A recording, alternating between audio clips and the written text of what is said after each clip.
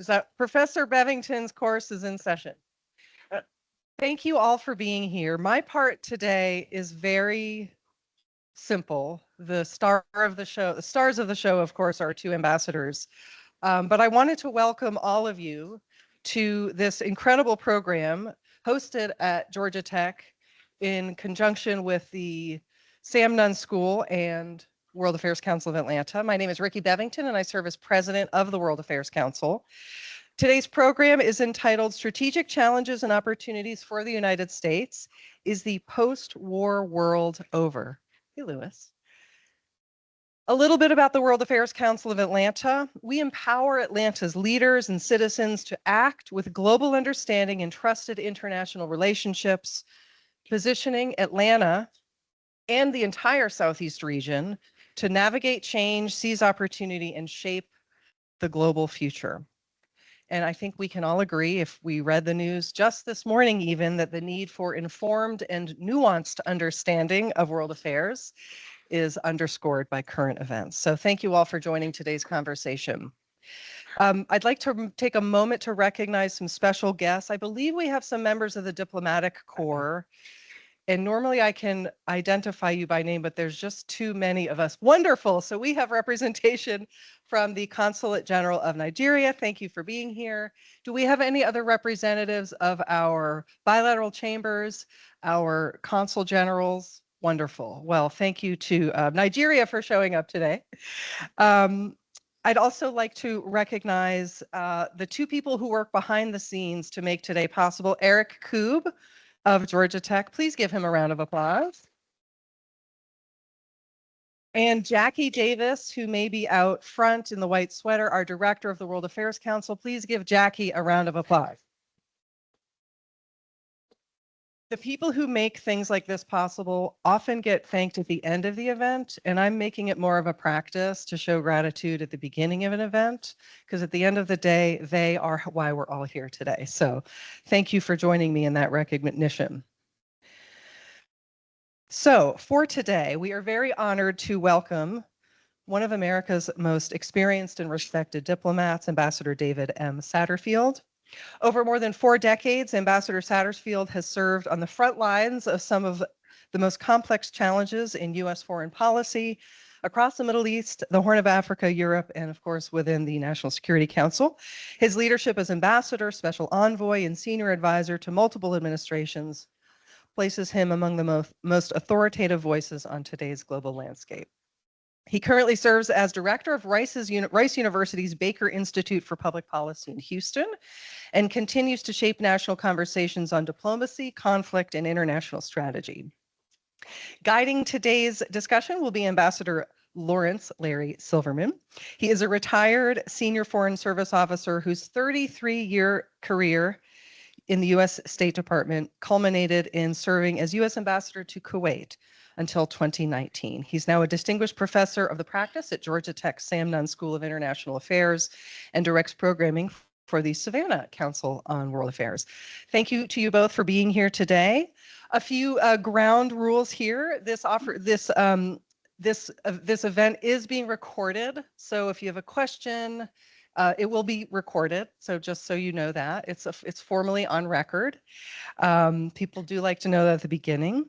After the dialogue, which Larry will read, we will open it to questions. We will do our very best to get to as many questions as we can. And so in service to that, please keep your questions brief and just to the point. It's one question, one answer, and that would be great. I'm sure everybody would appreciate it.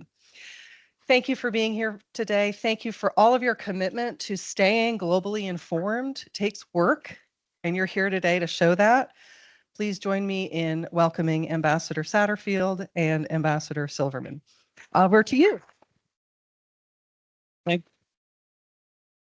you very much, Rickey. Can you all hear me okay? Good, great. Thanks. It's a great pleasure to be here. It's a pleasure to be a professor of the practice at the Sam Nunn School of International Affairs here at Georgia Tech. My first congressional delegation as a foreign service officer, you know, as in the U.S. Embassy, is to help with trips of members of Congress. My first one was Senator Sam Nunn. So we kind of closed the circle here. And I can tell you, for those of you who are native to Georgia, that Senator Nunn then, as he does now, made you very proud. Believe me, he was a great representative outside the country as well as inside the country. And it's really a privilege to be here with a fellow Foreign Service officer whom I've admired, who I've learned so much from over the years, who really has an incredibly distinguished, has had a tremendously distinguished career. But when I say that, I mean, you want to know what in diplomacy works and what in diplomacy does not work. This is one of the guys you can watch and who has practiced this and been so influential and helpful over the years. So it's a great pleasure, David, to be here with you. So we'll dive right into this. And we joked right beforehand that maybe we should do a timestamp, because what we say at the beginning of this session may change at the end of the session, depending on what's going on around it. But David, let me start by saying a good friend and former colleague of ours, Michael Froman, former U.S. Trade Representative, now President of the Council on Foreign Relations, said recently, when it comes to America's role in the world, the last year may have been the most significant 12 months we've had over the last 80 years, he said.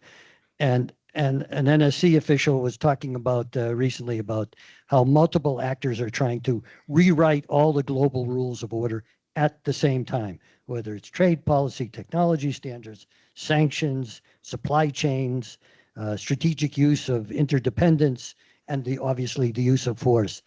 And that former National Security Council official saw a system, in essence, reconfiguring itself. What do you think, David? Well, the topic title for this meeting is the global world order. Is it gone? Is it changing? Is it fading? And the answer is yes, sort of, to all of this. Is it reconfiguring? Yes. The more important question is why, and how, and to what end. The global world order, as it's commonly understood, was a product of an exceptional period, the Second World War and the immediate aftermath of the war. It was a period marked by two different seminal frames. The first was a bipolar conflict between the Soviet Union and the United States, leading the NATO non-communist, non-Soviet aligned. Excuse me, I've picked up a cold at Columbia University and have brought it down here. Wouldn't happen here. No, it wouldn't happen here. Wouldn't happen in Houston. But that bipolar world, the unified support within and outside NATO in the anti-Soviet world for a containment strategy whose outlines were not just understood by policy elites, but by the publics of the countries involved. That's a critical element. It was not an incomprehensible, esoteric policy. It was understood. And the consequences of any faltering in the containment strategy were equally well understood and reinforced by the tragedies that occurred in Hungary, then in Czechoslovakia. No one had any doubt at all who the adversary was. It was quite clear. That was first frame. But there was a second frame, and it's one that's often neglected in any assessment of what's happening now and why, which was socioeconomic. From 1942, the tremendous hyper-industrialization of the war effort in the United States through the end of the 60s, arguably the very beginning of the 1970s, the United States, the European states that had either been victim of the Nazis, Germany itself, Japan, Korea, all of them, and all of us here undertook a 3-decade continuous rise, not just in expectations, but in realized progress socioeconomically. This was not the norm for any of the countries involved. The norm in the United States was boom and bust through the latter half of the 19th century and the beginning of the 20th century. It wasn't just the Great Depression. That was only the greatest, worst, and latest of those bust periods. And it came to be assumed that it would be the norm. that you didn't need a high school diploma to have a good job with a pension that lets you have a fishing cabin somewhere and let you pay for your children's college educations, which of course everyone had to have. You might not have a house in the suburbs, but you could have a better apartment than you had had before the war. That curve of expectations realized came to a halt in the early and mid 1970s. And really, it has not picked up again. The anomalous socioeconomic progress made in conjunction with a comprehensible, understandable, bipolar world in which America and Americans understood what their place was in the world, what their missions were in the world, and saw the rewards at home while that global mission was being pursued. All of that began to fragment and fray. Vietnam was a factor in all of this, but it wasn't the principal or only factor. It was changes in the global economy for which no one person was responsible. They were the product of classic Keynesian labor costs dictate where labor is engaged. Technological advances in production dictate where things are going to be produced. The US deindustrialized, beginning not as politicians would have you believe in the last 10 or 15 years, or as the sole product of Democrat administrations of the last three presidents, or Joe Biden uniquely. It's a process that really started right after the Marshall Plan began to take hold with the Wirtschaftswunder in Germany, the miracle of German revigoration. The US lagged. Big steel, big aluminum. It had been the dominant party in the world in heavy industry, and it didn't put money into keeping itself in a position where it could be dominant. West Germany, Switzerland, Japan, all took over big steel. Nobody was responsible for this. It was a natural progress. And you know, Germany, Switzerland, and Japan yielded place to South Korea, to Thailand, who in turn yielded to China, which I can assure you from a heavy industry standpoint will over the next 30 years yield to the subcontinent. As labor costs rise in China, as their emergent middle and upper middle class want to do other things with their time, with their children's educations. It's a natural process. It can't be stopped. It can't be reversed. But it had a consequence of leaving not just Americans, and here, Larry, is the critical question. This is not just about the United States, although we tend to make it about us eternally, always. It's about virtually every developed country in the world, whether in Asia or in Europe or here in the Americas. You have decades now, almost a half century, of an increasing sense of what's happened. What's happened to me? My life, my expectations are not what my parents had, and theirs aren't what our grandparents had. It's a very tough fight for any political system, for any political leader to deal with a declining curve of expectations. It's horribly undermining. Couple the socioeconomic factors here. What's my place in this new world? I paid for my children's, or I paid for my own very expensive education at a place like Georgia Tech or MIT or Rice or Harvard and Yale. Can I be sure that the job I or my children get will enable them to repay the debt incurred for their education? What's AI going to do? That's the most recent of the disruptor technologies coming in, but only the most recent. What's their place going to be? Is a college degree what I really need? Is it a technical certification? Where should I go? Where should we go? In this churn, which has been accompanied by enormous cultural churn as well, which also has to be understood. For those who feel dislocated socioeconomically, cultural dislocation, however meritorious it is from a broad historical, and moral standpoint is a further sense of dislocation. Elites. Elites in the news media. You don't just turn on to John Chancellor or Huntley and Brinkley and Walter Cronkite to get essentially the same half hour of news, reading the same newspapers across the country with the same news. And those are the facts. There's a multiplicity of news sources, depending on what you wish to choose to be the news you choose to like. There are multiple facts. The social media revolution added to the cultural revolution, to the socioeconomic dislocation of the last 40 to 50 years. All of this produces a situation where trust in institutions diminishes. Add to that the debacles, starting with Vietnam, with the best of intentions, and the horrific consequences for politics, for society that came out of Vietnam. Add to it the beyond debacles of Iraq, Afghanistan, the attempts wholly bipartisan in motivation to build other countries like us in places, in cultures, in societies that weren't like and had never been like us at all.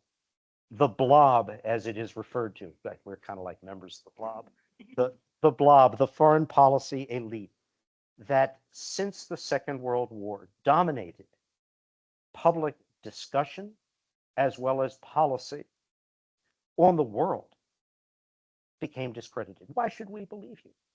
You led us into this series of disastrous encounters. Where was common sense? Where was rationale? Treasure, lives lost. Why should we believe in you? That's the US. It's replicated perfectly in virtually every country in the EU and the UK, and to an extent in Japan as well. Why should we trust an elite? Keir Starmer wins a historic victory for Labour over a conservative party whose last prime minister had a shorter shelf life than a head of lettuce that was famously on a 24-hour news feed. And he is now battling to survive politically. He didn't do anything wrong. There were no scandals. There was no extrinsic events that challenged him. It's why should we trust an establishment party with anything? Let's go to the disruptors. Now, the disruptors in the United States and in much of Europe tend to be parties from a nativist, nationalist right. There's often an alliance between extreme left and extreme right on certain issues. Sadly, anti-Semitism is one of those rallying points for both extremes. But is it that people really trust the extreme nativists, the nationalists, to govern them? Not necessarily, but they don't trust anybody else. So let's go with the folks who don't moderate their language, viz. The President of the United States over the last several days. People who talk like we do or wish we could if we didn't have to obey social filters, who express the most basic instincts of fear, uncertainty, and the need to find and the ability to place blame. Someone is to blame for your and your and your situation. And I'll name them and we'll throw them out. We'll fight them. This is a powerful, powerful set of circumstances built over decades to push back against. It is far more complicated than any of the European nationalists, Orban or others. It's much more complicated than President Trump uniquely and his administration. They are the products of a process that has been underway. They have sharpened the edge. They are able to articulate in populist, demagogic fashion those fears, those uncertainties, the identification of the thems against whom we must rally, whether it's ethnic, racial, religious, socioeconomic. We'll tell you who's responsible for your situation. Bill Clinton tried once, just once, in his 8-year presidency, speaking on an abandoned big steel factory floor, I think in Pittsburgh, but it may have been elsewhere in Pennsylvania. And he brought a bunch of the workers who had been laid off from this now defunct institution. And he said, we're standing here in what used to be an open hearth steel mill. He said, every other politician in the United States, including from my own party, will tell you, I have the solution that will get you your jobs back. This plant will reopen. He said, well, I'm going to tell you something different. It's gone. Nobody was to blame. It's basic economics. We and the world have benefited from globalization. You haven't. Your jobs are never going to come back, but we can have a program that trains you for the jobs that are here today and into the future. That moment of televised frankness was never repeated again, but it shows you how rare is the frank speaking. And I say this in a wholly nonpartisan sense to Americans of the reality, any more than Starmer can speak to Britons or Macron can speak to the French, which now is experiencing a situation where can any government govern France of any particular political color? Is it become ungovernable? The Netherlands, the Nordics, they're all dealing with this. Every one of them. Nobody's excepted, except maybe Switzerland, because they were kind of xenophobic, nativist nationalist always, under a pretense of being the most moral people on earth, except for the Ehrlichon factory and what it did during the Second World War. They don't like to be reminded of that. But the fact is, this is global. How do you deal with it? You deal with it first and foremost, not through diplomacy. Diplomacy becomes a tool to manage the consequences of a multipolar world with distrust in elites, with non-state actors who have enormous potency in terms of shaping events. 9/11 being, of course, the most spectacular, but not the only one of those examples. The rise of ISIS, which still exists. It has not been eliminated. And other movements, peoples, groups, collectives, which challenge any world order to deal with them. But before you can make an effective diplomatic approach, before you can sustain and grow alliances, formal or informal, you have to be able to articulate cogently and credibly what you are doing to your people. We have, all of us, failed at that task miserably since in Francis Fukuyama's truly absurdist statement, but he's a public philosopher, so being wrong doesn't matter. The books will sell no matter what. The end of history that came in 1991, no, it wasn't an end of history at all. Just another inflection point, just another shift. You have to articulate a post-containment, post-bipolar world set of policies that explain to Americans, to French, to Italians, to Germans, why it is and what it is their country needs to do for their own sake and well-being over time, as well as the sake, well-being of their neighbors, the broader global community. This is hard to do. I was in Columbia at the university to discuss a joint program with Rice on the future of foreign assistance. It can't go back to what it was. USAID will not be revived. The world will not rotate backwards. What kind of assistance program is explainable to Americans, to their representatives in the Congress, can gain support that can show here is what the benefit is for you here in Georgia, for folks in rural Texas, in Washington State, in Maine. You can't do that. You're not going to have a sustainable program any longer because running on fumes from the containment period of the Cold War, which is what we've been doing since 1990, 1991, folks, out of gas. The fumes are gone. And this is where the focus needs to be. How do you construct, I wouldn't call it a global world order. a means of dealing with the challenges posed to the world, starting with the challenges to America and Americans, but America and Americans who live in a global community. That is a long-winded answer, Larry, to your question. This is great. I But- get to go on vacation. So, so in essence, not only is the global order gone, but it's not really necessarily coming back in any way that we know it. All the pontificating and hand-wringing over the end of the global order or the change in the global order, it all got sped up by Mr. Putin's invasion of Ukraine. When he said, well, there are no rules anymore. There's no such thing as sovereignty, obviously, because he doesn't respect it. So are we left without ever being able, talking in the future about order, but coalitions of the willing, or whatever you want to call it, on particular issues for particular benefits to particular powers at particular times in particular regions? Larry, it depends. It depends very much on the durability of this administration and its successors in the same ideological line. There is every argument for a hyper-transactional foreign policy. Europe, the NATO allies, should have been contributing more to NATO for decades. They were getting a ride, but you know what? We benefited mightily from the monies we were putting into NATO.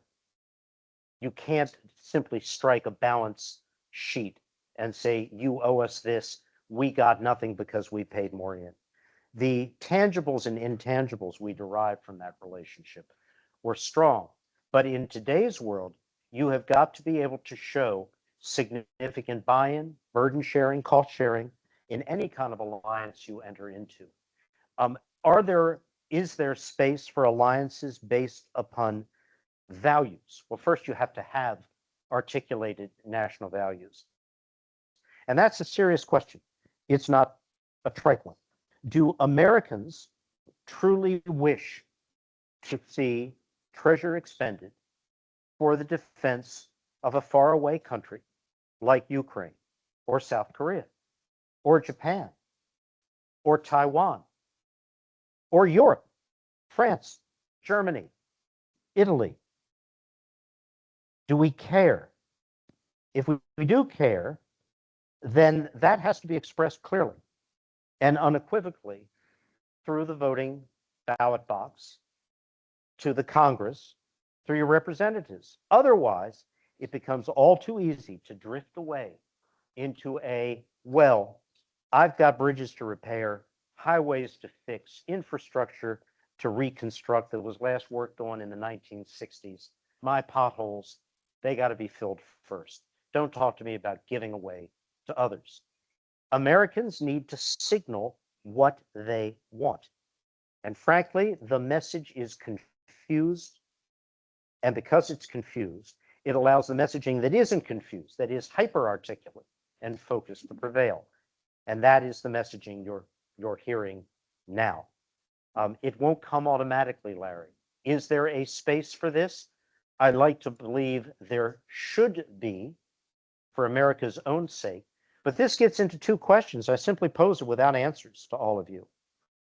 Does America still wish to contribute treasure and, if needed, lives for our reputational, moral, values-related standing in the world? Or are we more concerned with deals?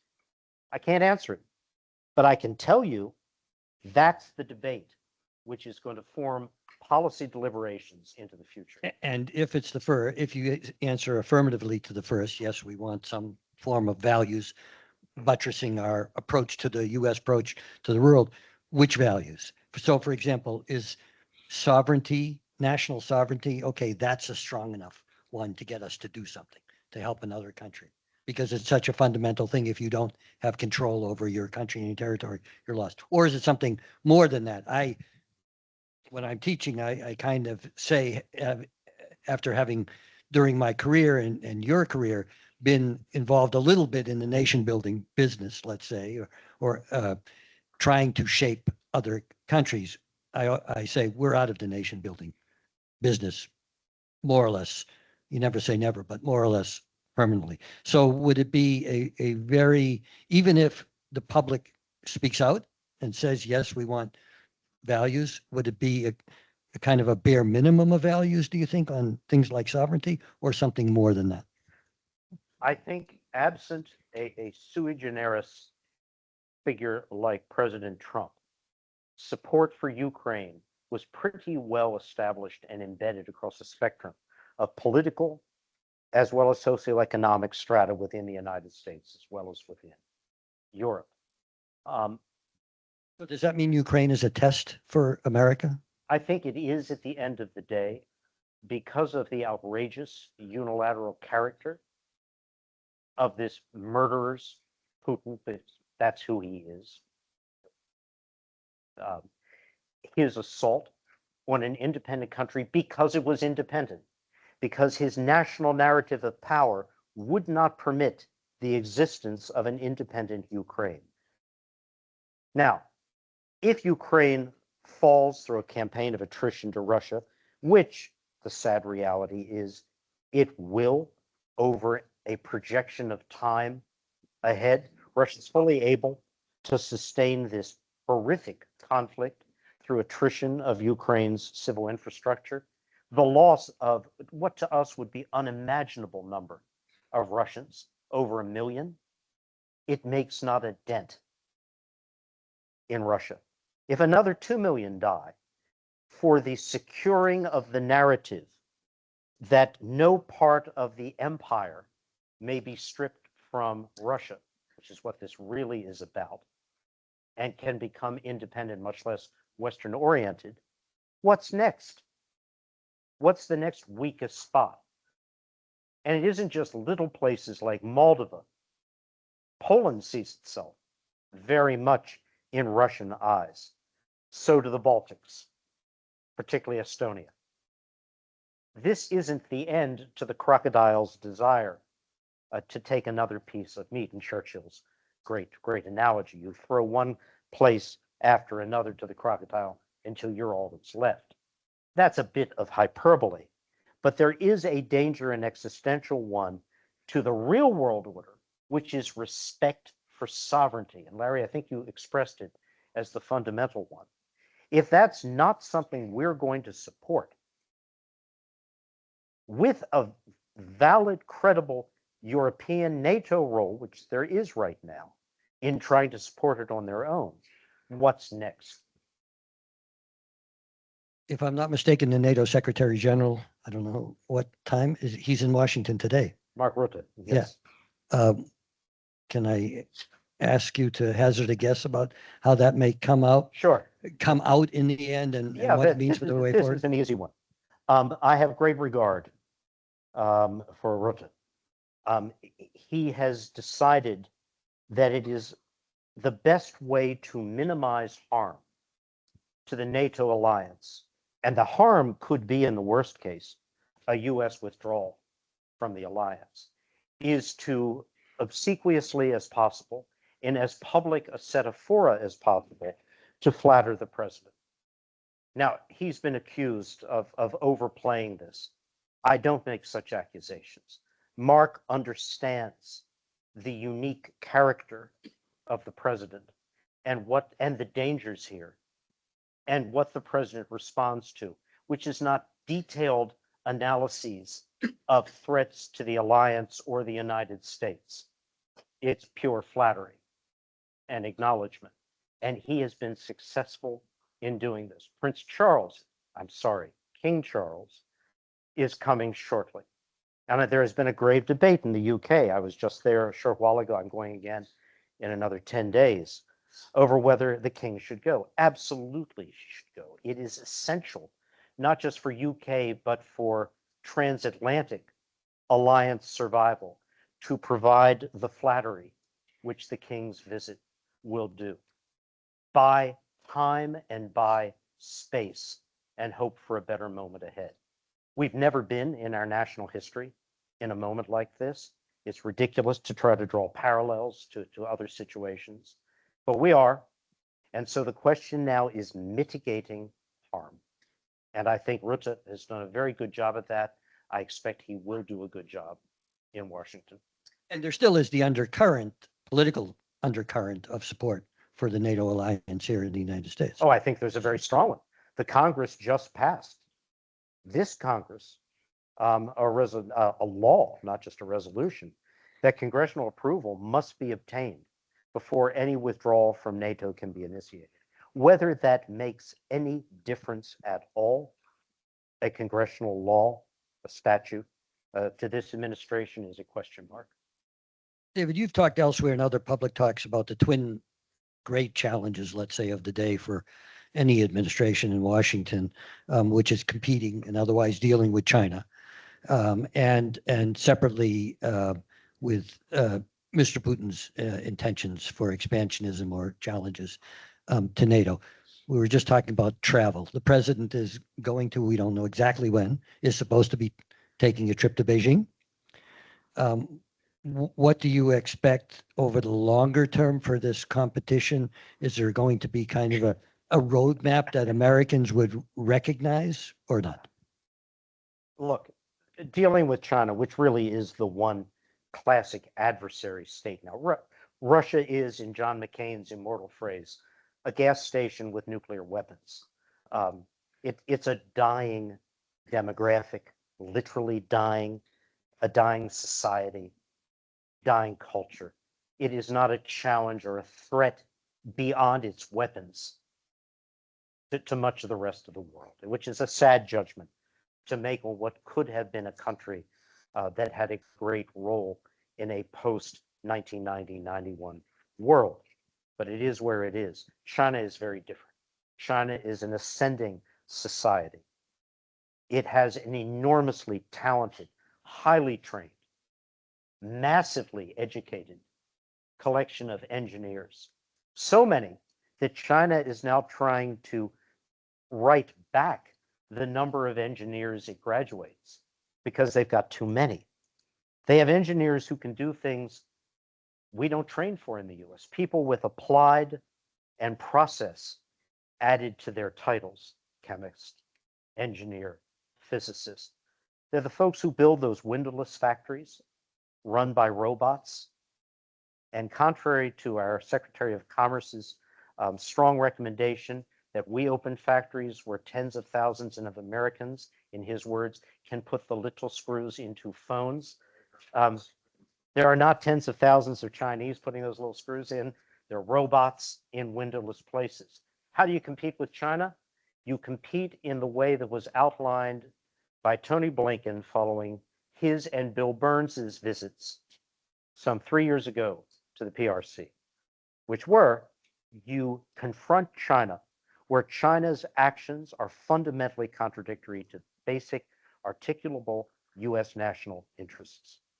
You cooperate on those issues, and there are some, where China and we don't have differences. And you compete like hell in the marketplace for ideas as well as for business. What do I expect out of the Trump visit when it comes? I think it will be sunshine and roses and the greatest trade deals ever negotiated by an American president in history. Good. You've spoken about, I know we'll get, I'm assuming we'll get questions about Iran, but let me ask one before we, and then I'm sure others will ask different ones, but have you spoken about the Iran conflict as changing the balance in the Middle East, in essence?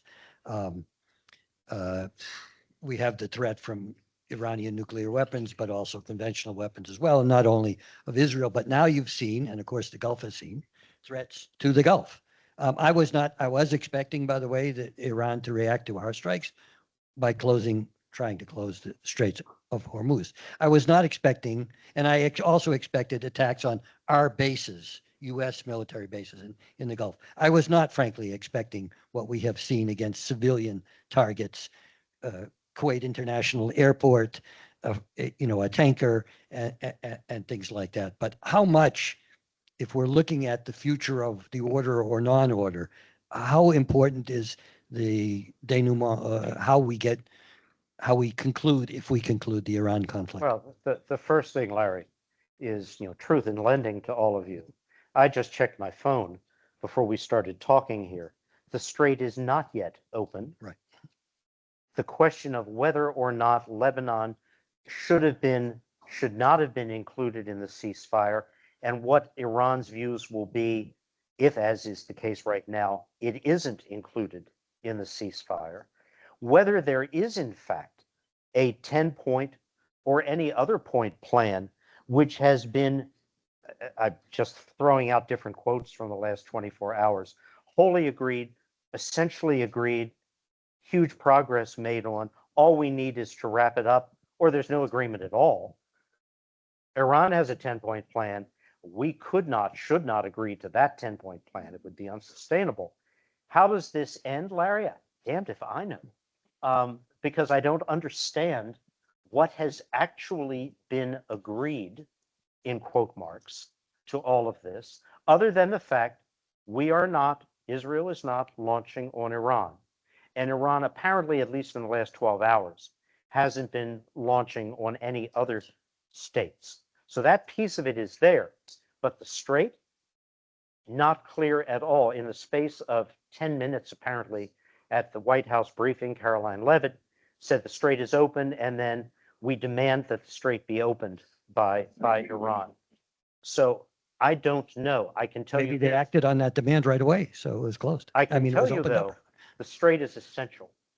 And it isn't just for hydrocarbons. 30% of the world's aluminum, 30% of the world's helium, the irreplaceable element for semiconductor manufacturing, comes out of the Gulf.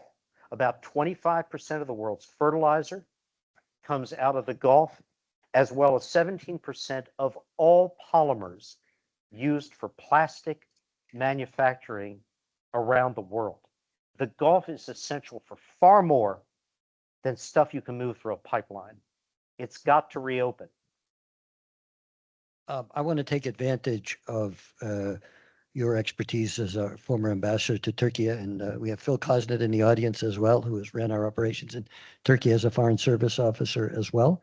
I used to tell people, they said, how was your tour in Turkey? And I said, well, it was great. I said, there is no international issue in which they have not put their finger, and about which we need to listen to and maybe engage and maybe use them, they use us.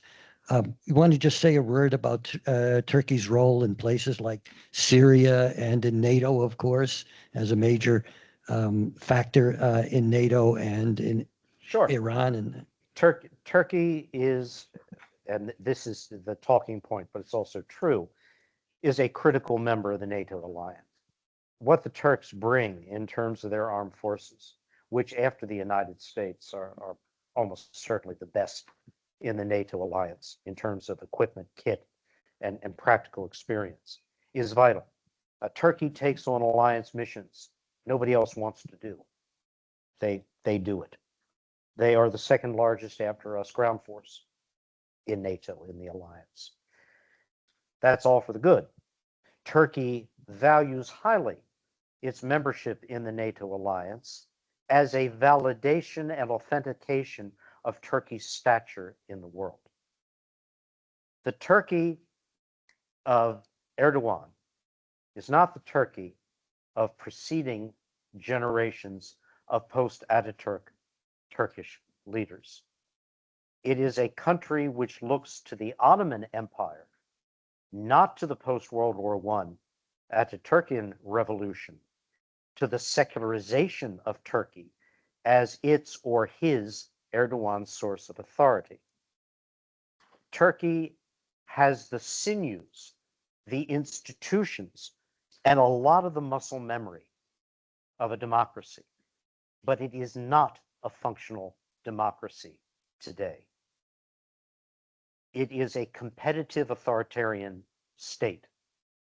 The judiciary has been gutted, and that will be the hardest thing to bring back, lock, stock, and barrel. The president really has only one challenge, but it is a unique one. He doesn't command a majority in the National Assembly, and that still matters. He wants to run for a new term, but that's prohibited by the current constitution. He needs to amend the constitution. Turkey is not yet a dictatorship where he can alone rewrite the constitution. He needs a majority vote to do that. And for that, he needs the Kurds, which is why he is in the midst of, and we think this is great, a genuine offer to bring the Kurds, all of them, including the PKK, down from the mountain, back into society. He tried this once before, some 12, 13 years ago. That came to an end. He has to have it now because he can't get the constitutional revisions he wants without the Kurds. All of which is to say, it's not quite a dictatorship, but it is no longer a full democracy. Erdogan is an extraordinarily pragmatic politician who understands what he must do to survive, but he is also a fabulist. Same two personalities, same skin, same skull. He believes he is the leader of the Muslim world. That is a comment met with derision in the Muslim world, but Erdogan believes it. He is the protector of Jerusalem. He's also, he believes, the protector of Mecca and Medina. In both cases, Turkey's historic role was taken away by Allenby in November 1917 when he entered Jerusalem at the head of an armored column. And then in the 1920s when the Al Saud took Mecca and Medina. This is his view of the world. Turkey is a transcendent power. It knows not east, west, north, or south. It's vital to all. So, translate from the fabulous to the real, Turkey has played a very useful role. With Russia, there were moments in the Ukraine crisis when only Erdogan could talk to Putin. Turkey, by the way, has provided massive support to Ukraine, to Kiev, including building factories to produce some of the weapons the Ukrainians are using. Nobody else has done that. Put factories, investment into Ukraine, and confronted Russia in that way. But he's done it because of the unique relationship he has with Putin and Putin with him. Putin doesn't want to so offend Turkey that Turkey flips completely into the camp of the West. Erdogan cannot afford to offend Putin to the point that Putin turns overtly hostile to Turkey and thereby guts the Turkish economy, as it did some years ago when Turkey accidentally shot down a Russian aircraft. And Russia cut off imports from Turkey and tourism to Turkey. It's a complex state, but it has its hand in just about everything. And it would be the 23rd largest economy in the world had Erdogan's personal economic theories not just about collapsed the state until he saw the damage being done and pivoted back. One last particular question to take advantage of your expertise as a former ambassador to Lebanon. I tell my students here and in Savannah, don't just look at what's the latest thing in the headlines. You can read about Iran, you can read about Ukraine, a couple of other places, you can read about Greenland, whatever. Focus on the things that you're not hearing about. And I think when we look at the Middle East, you are hearing about Lebanon now because of Israel's involvement in Lebanon. But to me, it's an opportunity to seize, to put Lebanon on what we would, by our definition, would be a better track. So is that possible? How hard should we and the United States and the Gulf be working at that? Well, we should indeed be working. Look, Lebanon is in a disastrous state.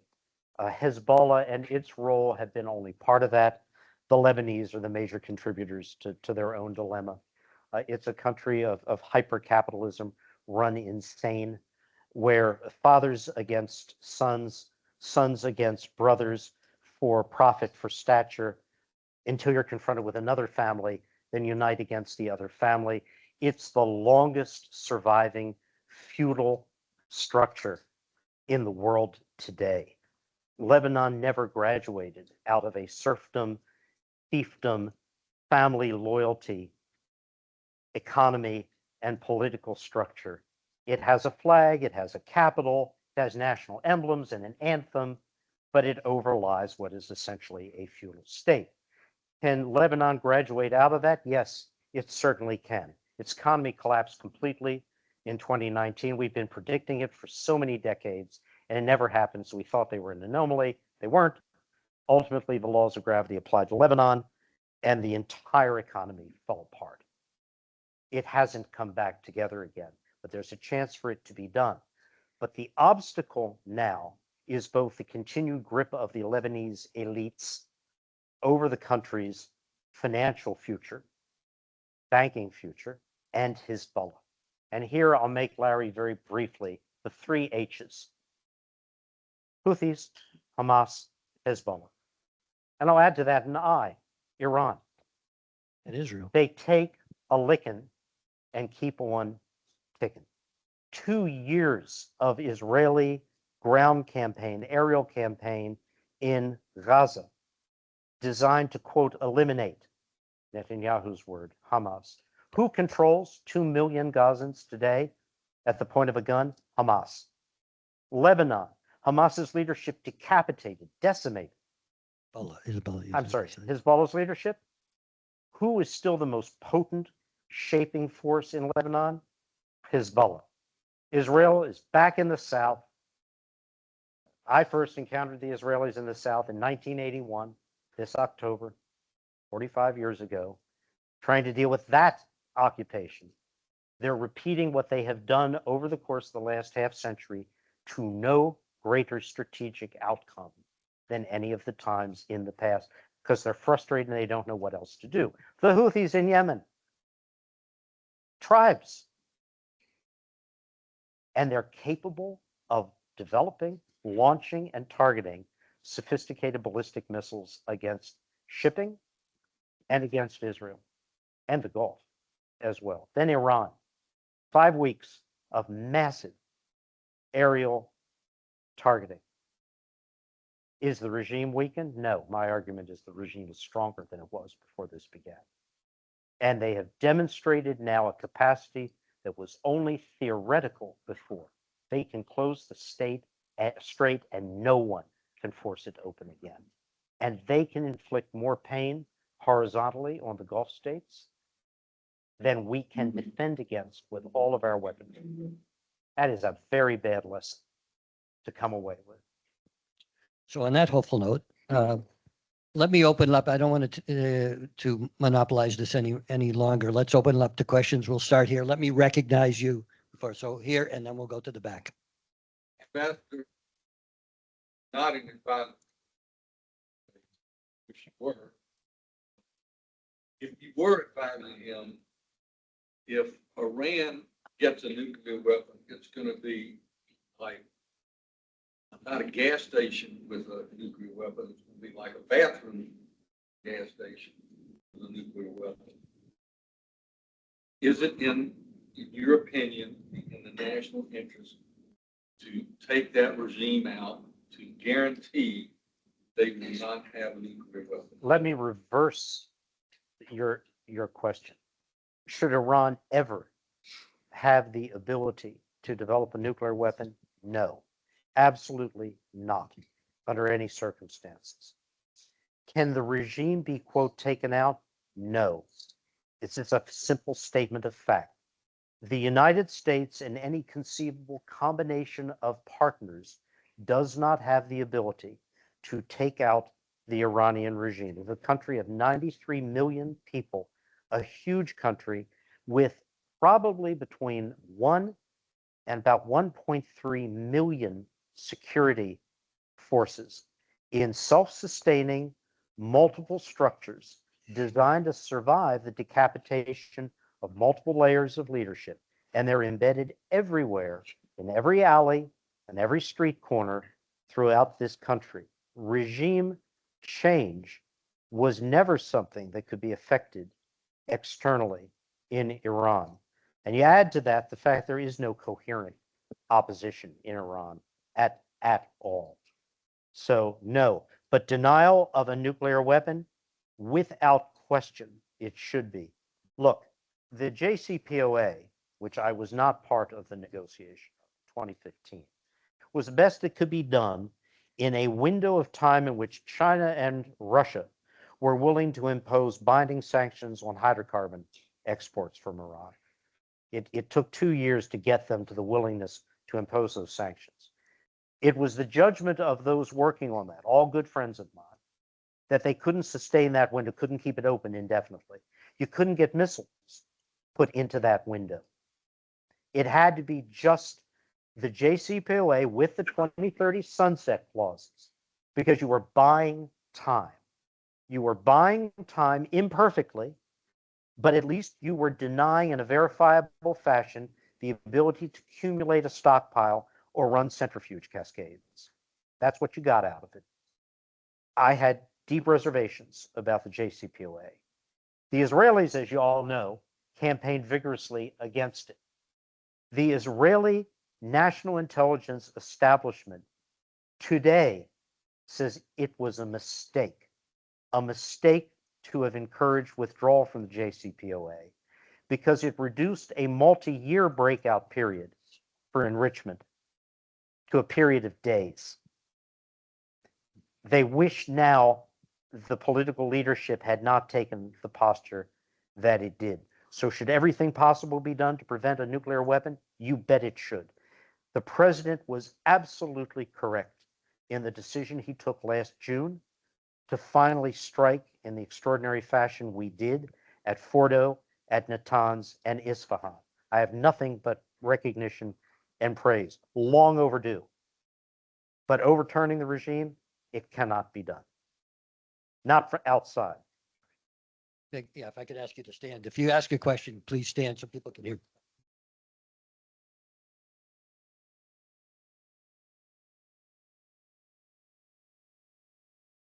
Fact Levin. He wrote an article recently saying that Israeli attacks in southern Lebanon is going to actually augment the Hezbollah's ability to recruit instead of destroy it. I absolutely, look, Truth in Lending, I'm on the board of the ATFL, The Ed's American Task Force on Lebanon. organization. We talk about every 10 days. He's absolutely right. He reflects a consensus view of a wide variety of us with experience in Lebanon. This isn't going to work. Okay. I have a question over here. No, you first.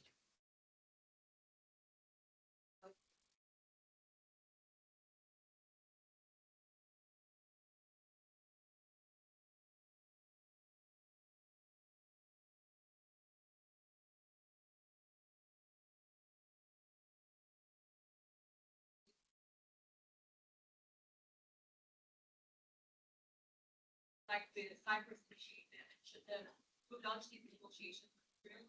But now we have witnessed the day in Lebanon, the most rigorous attacks to have ever been seen, Yes. especially on civilian areas that have never been hit in the history of conflict.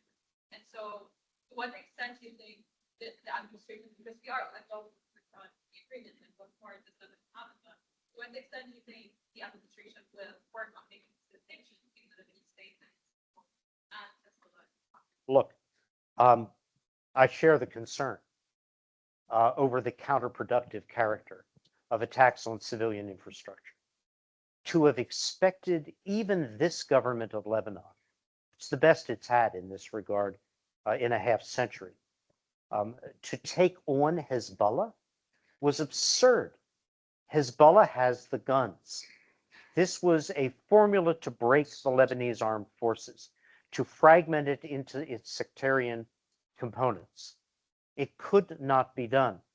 The best approach would have been, much like in Gaza, take security measures to protect Israel's northern border communities, which have been devastated over the course of the last 2 years by Hezbollah attacks. But at the same time, reach out from Israel with vigorous U.S. support for a political resolution. What's the political resolution? You appeal as the government of Lebanon over the heads of both Hezbollah and the government of Israel. And you say, we are committed in a definite time frame to an end of the state of war, to delineation of the border, and to an enduring formal peace with Israel. This would be transformative, even for this government of Israel, which has powerful internal cabinet political reasons to sustain as many conflicts as possible, whatever their strategic value or harm is to Israel. And it's been a lot of harm. That's the way to do it. Would Hezbollah react? Yes, indeed, they would. There would be a huge risk being taken by the government. Hezbollah will kill just as the Iranian regime has killed, to keep itself in a position of power. That's predictable. But that's the only way you jump over the sense that they're doing nothing. We have to take all these measures because nothing else is going to work. I hate to use the term inflection point. I hate when other people use it. I think we have one potentially in Lebanon, an inflection be. point. Question? Yes, go ahead.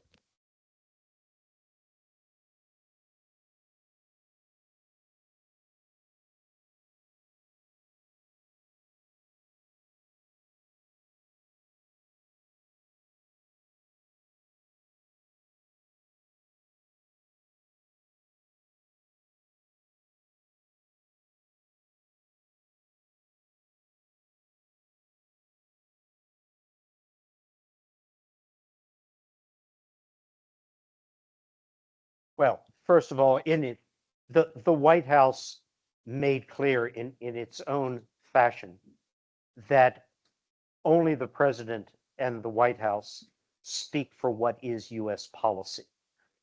It was not Huckabee's extraordinarily, whether it was taken out of context, in context, was casual speaking when it shouldn't ever have been.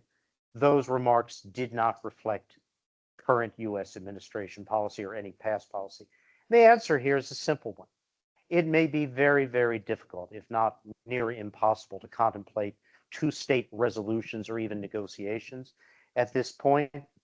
But I and others who have been involved in this process for most of our adult lives challenge anybody to come up with any other resolution that is more likely to guarantee security and prosperity for Israelis, as well as security and prosperity for Palestinians. It's not no state, it's not one state. There is no other way. This is horribly difficult, but everything else is not just difficult. The outcomes are predictably awful. That all being said, to contemplate actual negotiations for two-state resolution at any point in the predictable future, with or without this coalition government or this prime minister, it's very, very difficult to see. You have a traumatized Israeli polity, left, right, and center. There is virtually no traction here. Even amongst the center, there isn't really a left anymore. The true centrists, to articulate this, their view would be at least do no harm. And harm is being done in the West Bank right now. Other questions? Stand. Pastor, my question is about the opportunities for America, for US. You very nicely articulated the commoditization of manufacturing gone away. It's not going to come back, I agree. There is also a commoditization of education. Baseline education is very much a commodity. That's playing field is level. We talk about policies all the time. We talk about geoeconomic. We talk about the economic deflection points. The single most differentiator that I think we are still left with is our ability to invent and innovate. Very good. However, nobody in the administration, nobody in the diplomatic corps, nobody in the educational leadership talks about taking these innovations for the mainstream America. We still talk about Silicon Valley or Boston, for example, but we have thousands and thousands of patents and new inventions lying in. We are sitting here on the campus of Georgia Tech. Like that, there are hundreds of schools. Where does this play into the new order? Who is responsible or can take the leadership for that?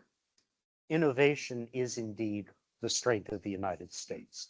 It is the strength that carried us after deindustrialization and made us leaders, not perhaps in as broad a spectrum of occupations as had been the case in classic pre-1960-65 America, but for a standpoint of GDP, economy, prosperity, innovation was critical. It remains critical. But for the US to lead in innovation requires two things. We must be educating for innovation, always staying on the cutting edge, always being able to do things, if not as well, ideally better than anyone else can do it. It's a highly cutthroat world out there. And if anyone needed a reminder, which I'm proud the Institute did continuously, that China can make it more cheaply. China can make fourth generation X, but it can't do fifth generation. We have sanctions and export controls. We'll always be the only ones to do fill in the blank. Well, DeepSeek was the shattering event that, you know what? China is at fifth generation capacity right now. And they can do it on a bigger scale. They can do it with greater sophistication in terms of marketing than we're able to do for many things, not all. We've got to compete. And what that means is indeed, as you say, there needs to be a downreach beyond Silicon Valley, beyond Boston or Austin in the case of Texas, or institutions like Georgia Tech, like Rice, like MIT, to encourage, to financially support the research that goes into that innovation. Universities remain a critical test bed for innovation, not corporations. They're important too. The real innovations are coming from here. But what's happened to research funding? It's become caught up in what I would describe as the political drive against pointy heads. All you people who think you're better than we are. And it is national suicide from a technical prosperity and economy standpoint. But I couldn't agree more strongly with you. David, over here, question. Would you mind standing up? I actually just wanted to respond to what the gentleman said. I'm a high school teacher on spring break, otherwise I wouldn't be here. I teach STEM, I teach computer science.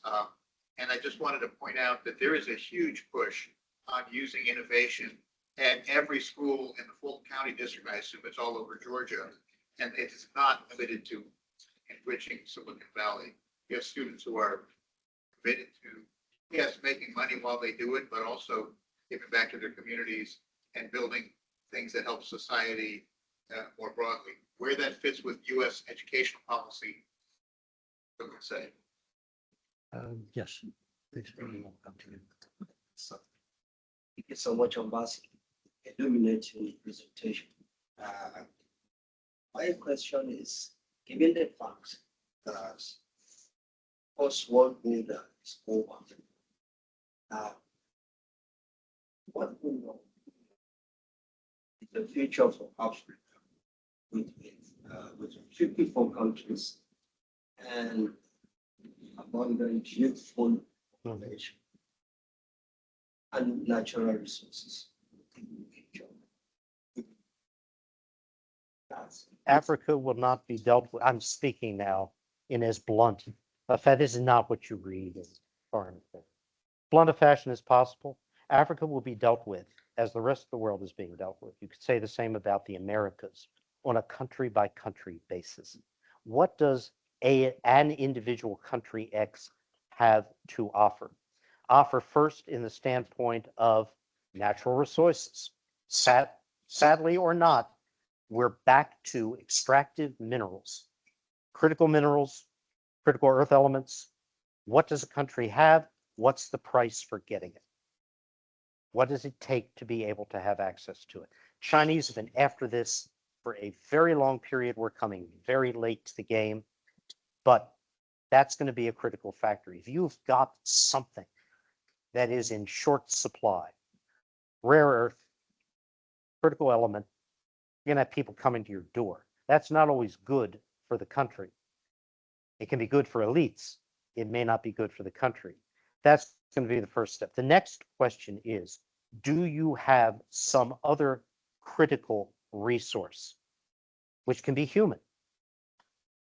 Educated population, technically educated population, where something other than extractive industry can function, where you want to put factories into Africa because the people are there to run and to work the factories. That's been very limited to date. But to approach Africa as a whole, It isn't going to work that way. It's individual countries. And it can be countries with governments and regimes who are less good, who are better. It really depends what's in it for the outside world. That's a sad judgment, but that's the way it is. And it's true for Latin America. Guyana is the hottest country in Latin America right now because of hydrocarbons. Happens also to have a pretty good government and a stable society. Guyana is going to benefit hugely from all of this. Other more traditional countries, like Venezuela even, less so. So it's case by case. One last question. We don't have more time. Please, sir. Clayton Sparrow, Georgia Tech alum. For the post-war order is changed. What do you see the rules of diplomacy, actions between nations playing, and what do you see the role of power playing? It is a great question. It is not, what I can answer is what should be the case. There must be rules of the road that do not construct or contribute to or sustain a world in which might determines right. The Stephen Miller widely quoted comment, the real world as he described it, is one in which power determines everything. That is perhaps the most chilling statement out of a senior government official in my lifetime I've ever heard. Power is the determiner. Or, you know, the powerful do what they will, the powerless accept what they must. That's the old dictum from all of this. There must be rules. There must be understandings, not just about sovereignty, but also about how nations deal with each other. Otherwise, we go back to a pre-World War I jungle in which everybody becomes vulnerable if they weaken slightly. It becomes a Hobbesian world. Now, that's what Dick Cheney thought the world had become. If Cheney were alive and asked to articulate his own views, it would be we moved into that world at some point after the fall of the Soviet Union, where nations must defend themselves, fight tooth and claw every moment, every day to survive. The world will never become a place of order or structure or forgiveness. That's a very dark vision. There are elements of it that are understandable. But if that's going to be the prevailing vision, that does not sound a particularly happy tune for any country, including the United States, going into the future. But I can't tell you what will be the course because I don't know how brief the period of policy dominance of the present administration will be. I just don't. Not the administration, but the policy impact of the administration. Before we go, I just want to, I neglected at the beginning to thank Eric Coop as well for making all these arrangements. And I wanted to recognize before turning the mic over to Rickey, one of our fellow professors in a course that we're teaching right now is the former president of the Federal Reserve Bank of Atlanta, Dennis Lockhart. So it's been great. Rickey, over to you. Please give a warm round of applause for Ambassador Satterfield.